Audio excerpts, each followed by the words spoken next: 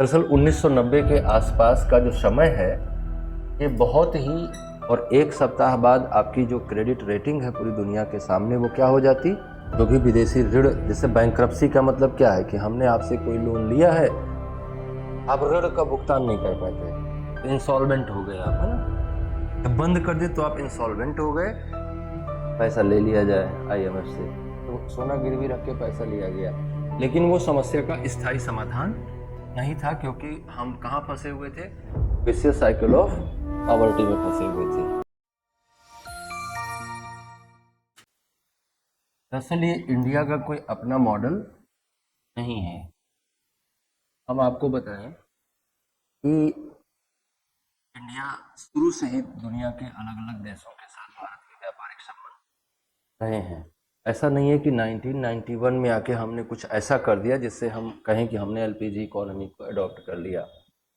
दरअसल 1990 के आसपास का जो समय है ये बहुत ही क्राइसिस का दौर था भारत के लिए, है ना। इकोनॉमिक क्राइसिस का दौर था भारत के लिए, और भारत का जो फॉरेक्स रिजर्व था वो बहुत घट गया था, विदेशी मुद्रा भंडार बहुत घट गया था, और फॉरेक्स रिजर्व जो है केवल 1.4 बिलियन डॉलर रह गया था, जो कि एक सप्ताह के आयात निर्यात के लिए भी पर्याप्त नहीं है।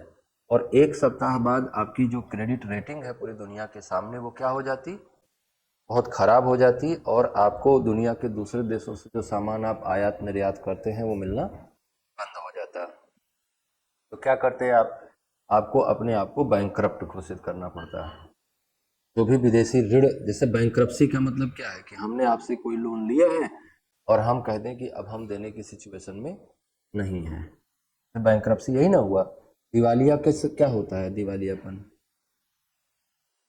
दिवालियापन या बैंकरप्सी क्या होता है, इंसॉल्वेंट कौन होता है।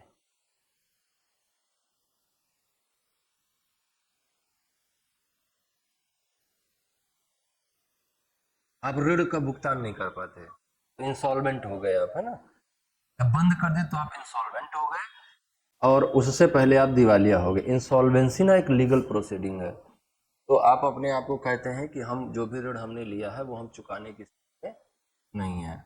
तो क्या कर सकता है आपका कोई, जान से तो मारेगा नहीं, दुनिया में ऐसा कोई कानून होता नहीं है। तो भारत की, लेकिन आगे अगर आपने अपने आप को इंसॉल्वेंट घोषित कर दिया तो आगे कोई बैंक आपको फाइनेंस करेगा, नहीं करेगा। तो सेम कंडीशन इंडिया की हो गई थी कि इंडिया दिवालिया घोषित हो जाता, और अगर दिवालिया घोषित हो जाता तो अंतर्राष्ट्रीय बाजार में आपकी स्थिति बहुत खराब हो जाती, और कोई भी कंपनी आपको, कोई भी देश आपको किसी भी तरह से आर्थिक मदद नहीं देता। आर्थिक मदद तो दे सकता था लेकिन आपके साथ व्यापार नहीं करता, वो अंडरवर्ल्ड में थू थू हो जाती है आपकी। तो उससे बचने का रास्ता क्या निकाला गया, कि सोना गिरवी रख के पैसा ले लिया जाए आईएमएफ से।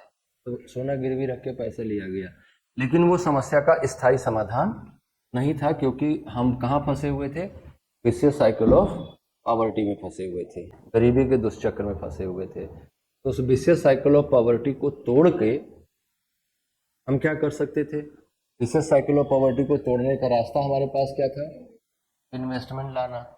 और इन्वेस्टमेंट फॉरेन से ले आना क्या आसान काम है, जब तक आपके यहाँ लाल फीताशाही खत्म नहीं होगी, मतलब कि आप अपने सिस्टम को क्या करेंगे, लिबरलाइज नहीं करेंगे, जब तक आपके यहाँ फॉरेन इन्वेस्टमेंट तो आने से रहा।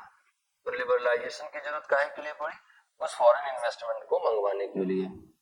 तो फॉरेन इन्वेस्टमेंट और जो डोमेस्टिक इन्वेस्टमेंट है, जो आपके देश में ही लोग रह रहे हैं, उनके भी इन्वेस्टमेंट की कैपेसिटी है, तो लेकिन आपका जो सिस्टम है, लाइसेंसिंग राज है, वो जो है उनको ऐसा करने से रोक रहा है।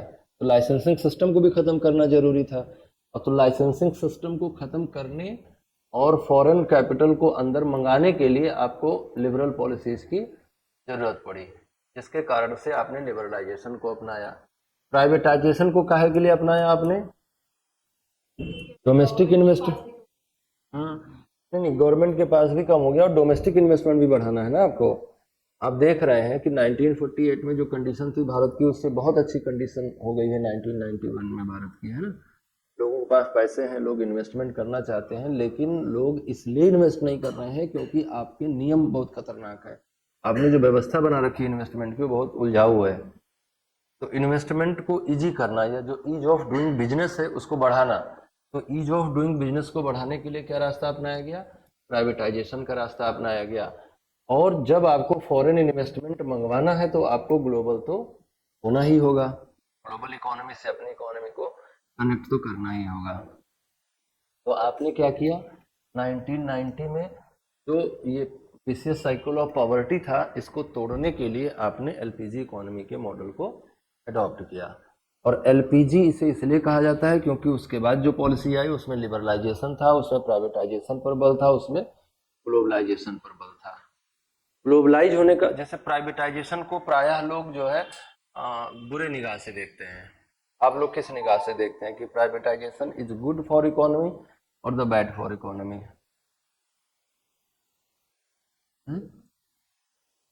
हाँ, तो क्या साबित हुआ डिस्कशन के बाद?